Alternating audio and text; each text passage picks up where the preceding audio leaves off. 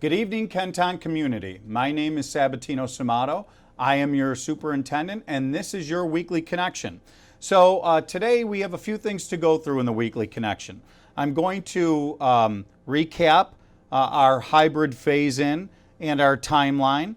I'm going to talk to you also about some new stuff in the state of New York, some new items that were this is something that was recently released by Governor Cuomo, and it's called his Cluster Action Initiative. So we're going to touch on that a little bit. I'm also going to talk to you about the attestations that we worked with this week and kind of propose a little challenge to our community. I'm going to inform you about our next parent question and answer session.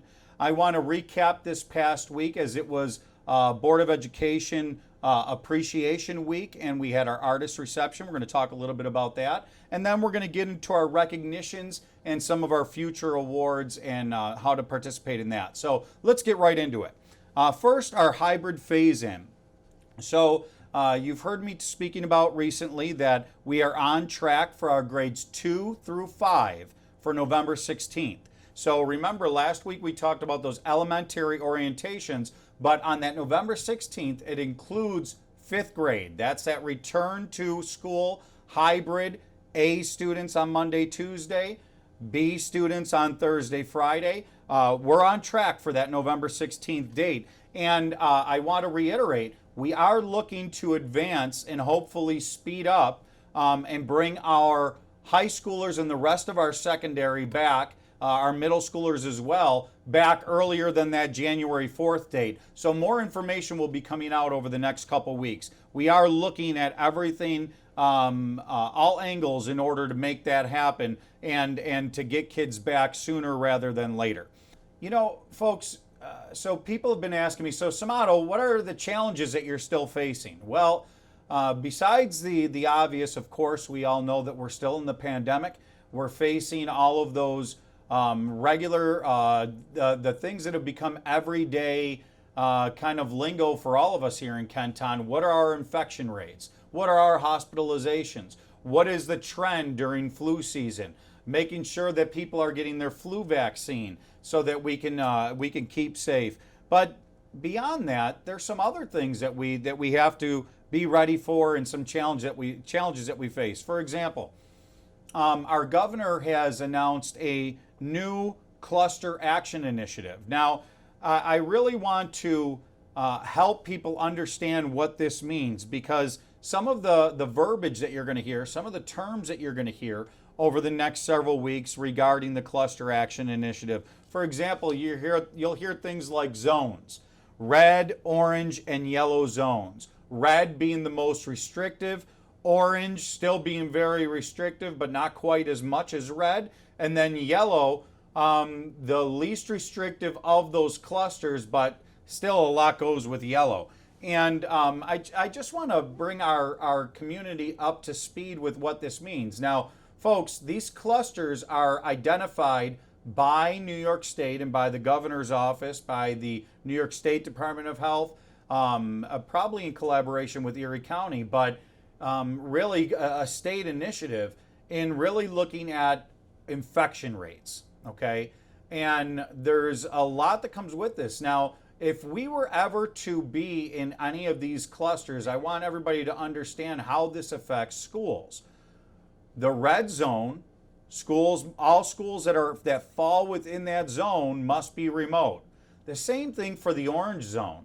Now, people think that sounds the most challenging, but it's actually the yellow zone that will pose the most challenges in the future. And why? You would think why? Because these are the most restrictive, or the least restrictive from the most restrictive of red and orange. Yellow should be the least restrictive, Samato.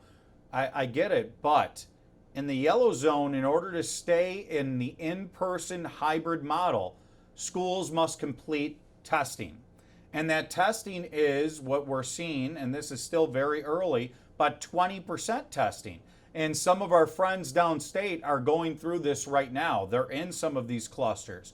And folks, just to give you some numbers that would come along with these challenges, if we eventually face this, that would mean at a school like Kenmore East, we would have to test 190 students and 40 staff weekly. At a school like Kenmore West, we would have to test 210 students and 50 staff weekly. So you could see how this is going to be a challenge, what the challenge would be. Also, we would have to get, to my understanding, my new understanding of this is that we would have to get permission from people to test. So there's going to be a lot of challenges that come along with this, and we have to get into the planning phase of this. So if you hear that we're planning and that we're talking about this as a district, it's not because we're in one of these zones, folks. We are not in a yellow zone yet. We are not in a red zone or an orange zone, but we do have to plan always for worst case scenarios. So that's why I'm bringing some of this to your attention now, not to cause panic, but this is one of the challenges eventually that school districts may have to face. So I just want to be clear and make sure that this is completely demystified for our viewers. The purpose of me bringing up this cluster action initiative is just to educate.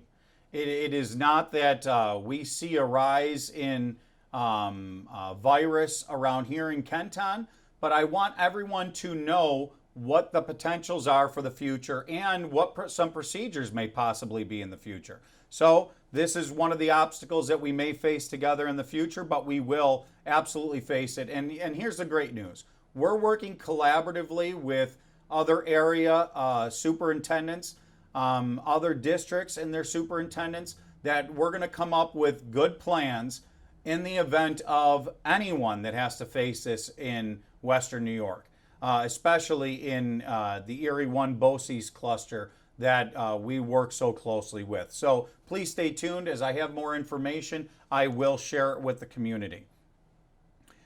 Next, our health attestation forums. I really want to thank our families for doing everything, our schools for doing everything that you can to also help encourage and remind our families.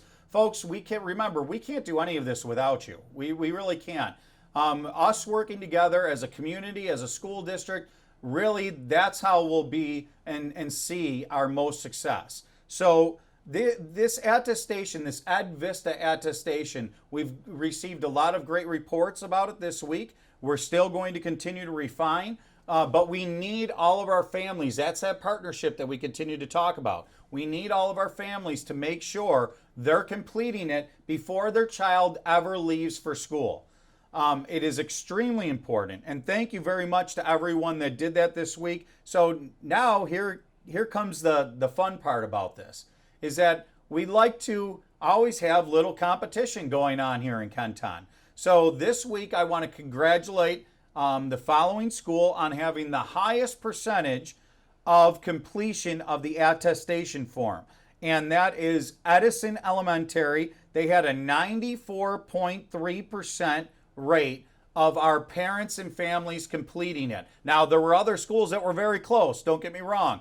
All the other schools, great job, but now the challenge is on. We'll see for next Friday if Edison is going to stay at the top of the list or if there's another school that is going to take over with having the highest percent completion. And thank you very much for that partnership and all of our parents. And we'll love to see, maybe it'll be another school next week, or maybe Edison will retain that #1 spot. The next announcement that we have is that we are going to have our next parent question and answer session. That's coming up this week. I promised you that I would announce that this week.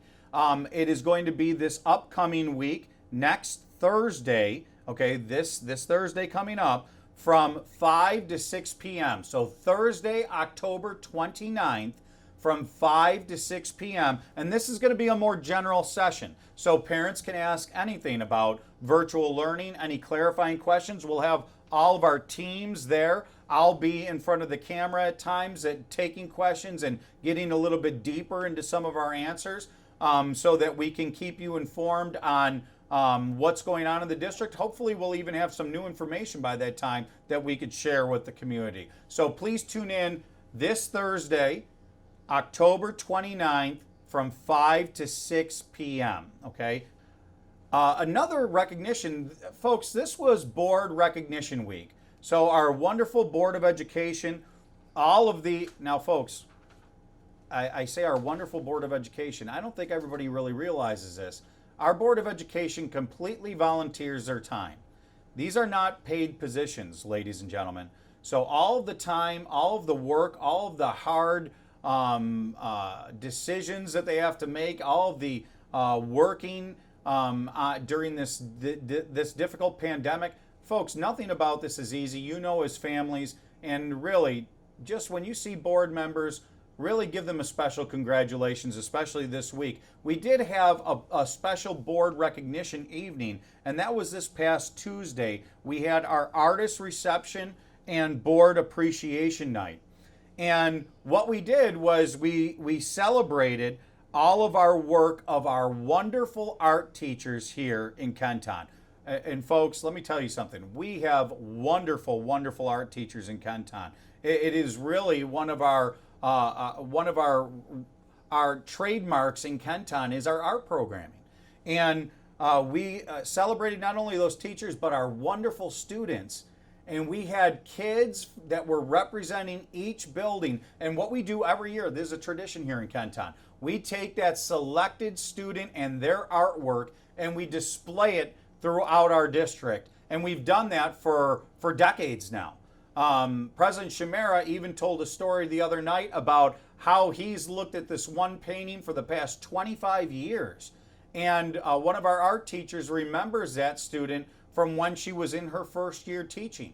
So that's the rich tradition here in Kenton. And we celebrated it the other evening. You can look at the link to the story photo gallery in this week's Weekly Connection, and you'll see some of the great pictures. Oh, some of these, it was just so wonderful to see our smiling young faces. Also, the talent that was in that room was second to none. It was wonderful. So congratulations to our young artists, our wonderful teachers, and our stellar Board of Education for this past week and not only all the work that we do all year, but especially all the work that we've been doing this year. So since September. So congratulations. Our final piece of our Weekly Connection is really focusing on awards. And folks in the community, you know that this is a very special part of the connection each week. And I really want to bring everyone's attention to our mentor program that we have here in Kenton. Ladies and gentlemen, when I learned about this coming into Kenton, it is like nothing I've ever seen before.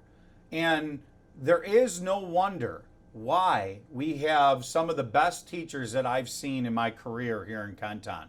One of the reasons, besides all the wonderful work that our teachers do on a regular basis, we have teachers that are mentor teachers to our new teachers. And it really is a wonderful program. It's one of our greatest assets. It's, it creates a real world-class teaching staff that we have. And our 4 mentors have really been doing this and doing a great job this year. But this mentor program has existed for decades in the district. And I bet there's so many people out there that really don't know much about it.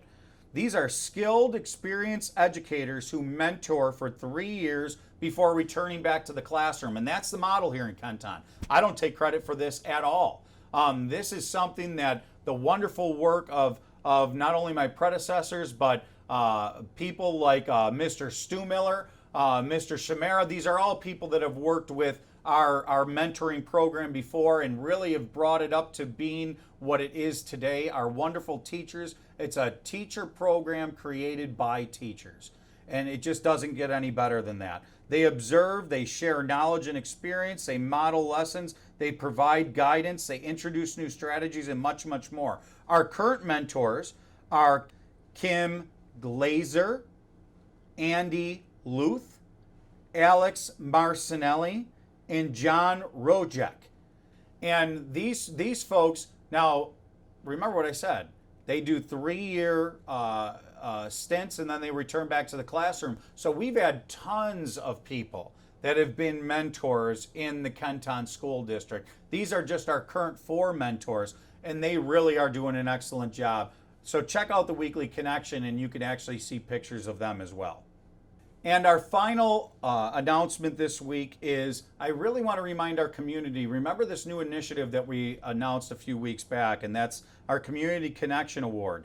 And that's going to be a new part of all of our Board of Education meetings. And nominations are open.